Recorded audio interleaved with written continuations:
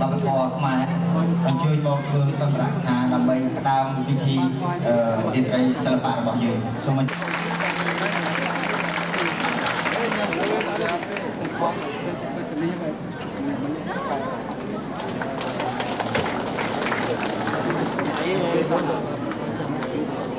ជាបន្ត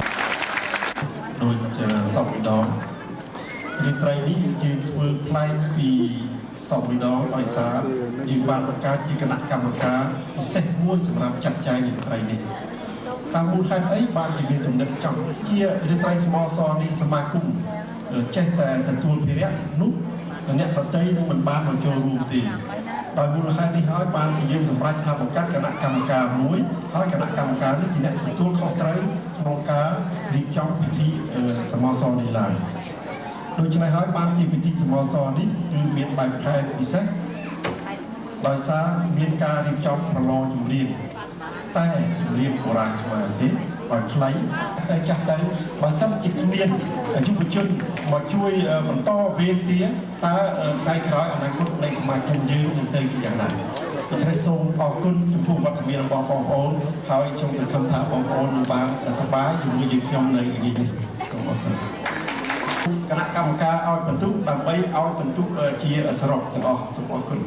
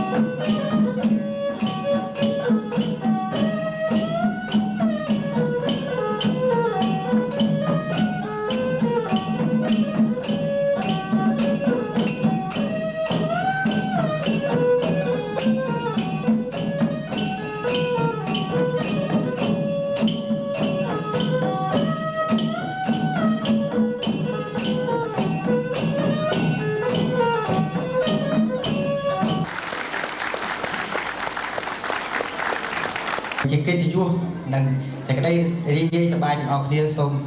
ខ្ញុំបាទសូមអញ្ជើញនិងបង្ហាញឈ្មោះអស់លោកដូចតទៅ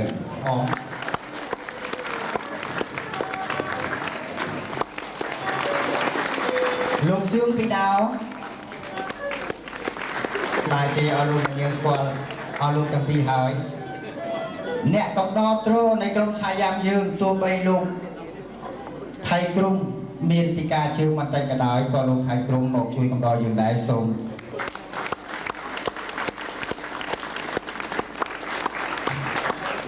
ហើយរៀបច្បងម្នាក់ដែរគឺលោកទៀងសុផាណាបន្តមកលោកអ៊ុំសំអល់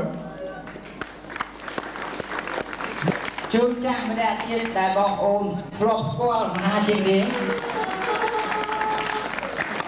ភាស្រើជាអ្នកដកសម្ដែងដែរហើយមុននឹងបញ្ចប់ក៏សូមអរតាមពីពេលមានសក់រហូតព្រើលដល់ពេលអស់សក់ក៏នៅតែព្រើលទៀតព្រើលតែរងចាំកូនក្មេងមកព្រុសតែម្ដងដើម្បីយកព្រៀបលើចាស់ទាំងអស់គ្នាទៅផ្នែកខាងប្រឡងចម្រៀងសូមអរគុណជាណែ